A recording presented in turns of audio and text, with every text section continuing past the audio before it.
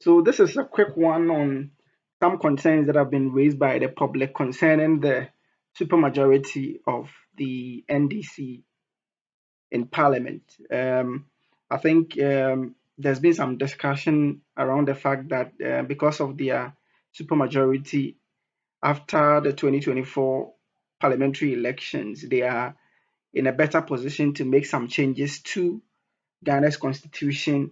And of course, because they are politicians, the discussion has been around making those changes that will favor them going forward. One of the major issues that have also been discussed is centered around the fact that that is what people are saying, or what people are discussing about the fact that because of the current position of the NDC in Parliament, they are in a position to, change the term of office of the president to about 3 terms to enable the president-elect, His Excellency John Dramani Mahama, to run for a third time in 2028. So I just decided to do this short one to shed some light on what the Constitution has to say about some of these changes.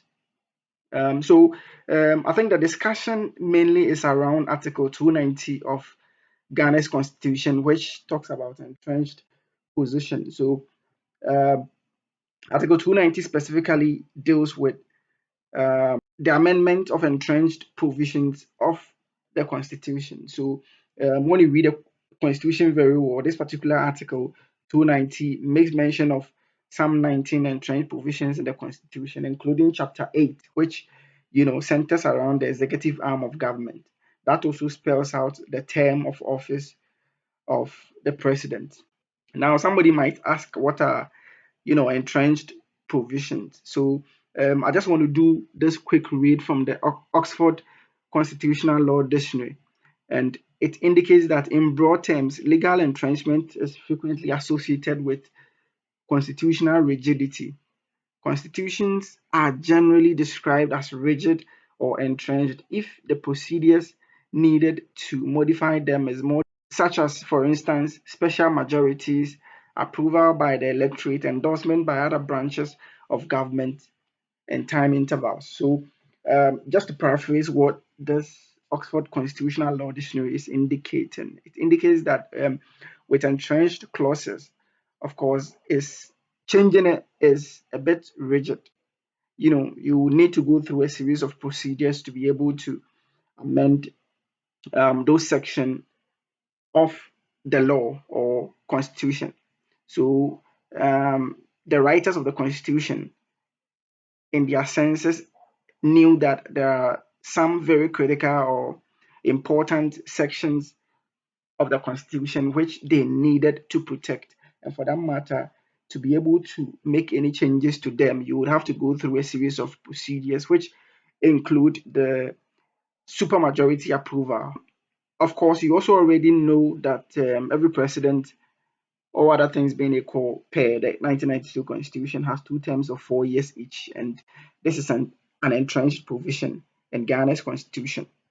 So what I'm basically saying is that the presidential terms of two, of which each is 4 years, is an entrenched constitution or part of the entrenched provisions that have been spelled under Article 290. Okay, so um, just to also mention the guidelines that have been given by Article 290 to undertake to make an amendment to whatever entrenched provision. This is what it says. A bill for the amendment of the entrenched provision shall be referred by the Speaker to the Council of State for its advice, and the Council of State shall render advice on the bill within 30 days after receiving it.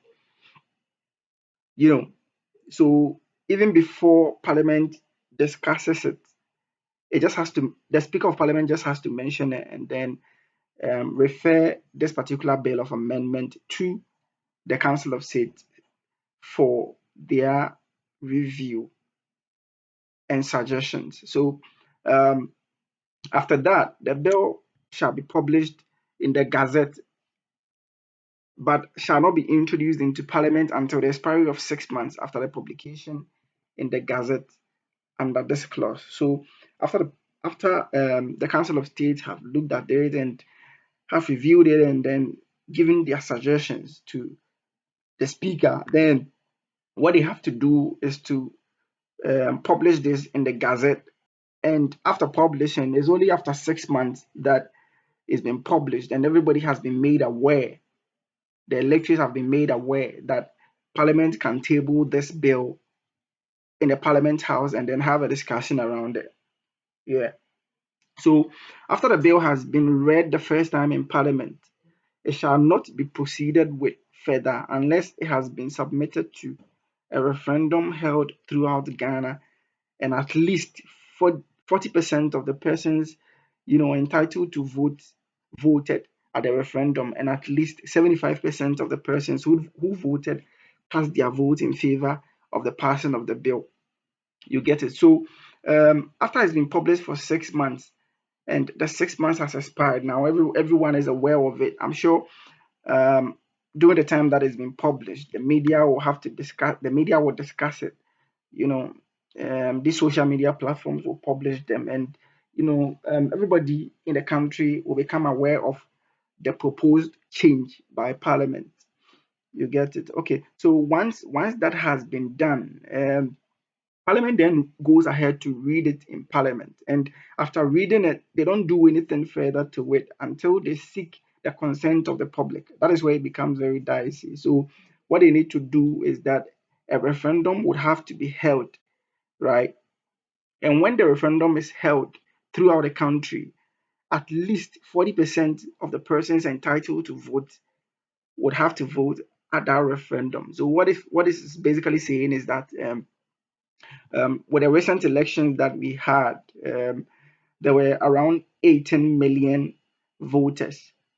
You get it? So those are the people that are eligible to vote in Ghana, those 18 years and above, who have registered and are duly eligible to vote. Those that are eligible to vote that the constitution is making mention of. And um, throughout the referendum, which is also a form of voting, at least 40% of the persons would have to vote. So what does it mean? What this means is that with the recent election that we had, the turnout was, I think, around 60%, which of course is the lowest that has been recorded so far in the history of our elections. Um, but that is enough for a referendum because what the constitution needs is a turnout of around 40%. So 40% would have of the total voters registered would have to, turn out to vote under this referendum. And then when out of this 40% that turn out to vote, at least 75% of the persons who voted must vote in favor of the passing of the bill. So, let's even round the people that voted for Mahama to around 60%. So, um, of the valid vote cast, and in this recent election, Mahama was, let's say, was able to get 60%. That's the highest he could go. I think I heard around 56, 57%. So it's not even up to 60%, but just to round it, those that are in favor of the NDC, which I suppose will vote in favor of this bill when it is presented to them in the referendum.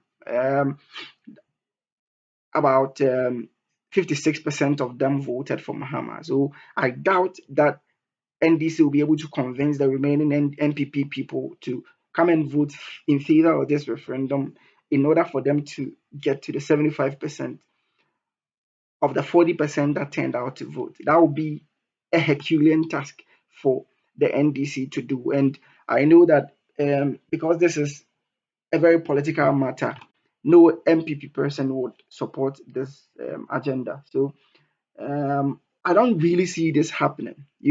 So when 75% of the 40% turnout is recorded in favor of the passing of this bill in the referendum that is held, that is the only way the bill can be approved by Parliament, and then Parliament goes ahead to pass it.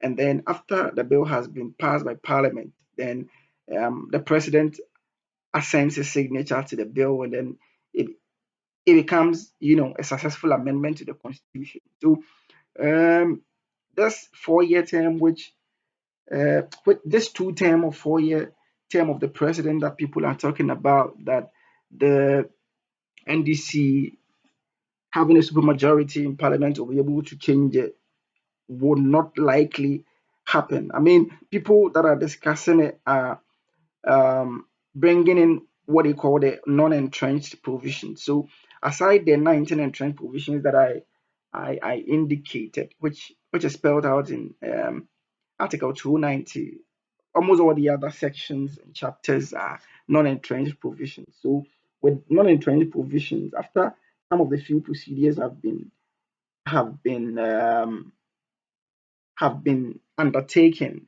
this doesn't require, a nationwide referendum. That only requires 2/3 of parliament voting in favor of, that particular bill. So that is where people are coming in and indicating that with NDC's, supermajority, they could easily vote in favor of some of these um, amendments to make the changes. But because the presidential term of office is, an entrenched provision, this 2/3 majority in parliament doesn't apply at all. So um, just a few things I wanted to pass by. So you can share this for others to also learn, so that when they are discussing some of these matters, they can also be up to speed what the constitution actually says about entrenched and non-entrenched provisions.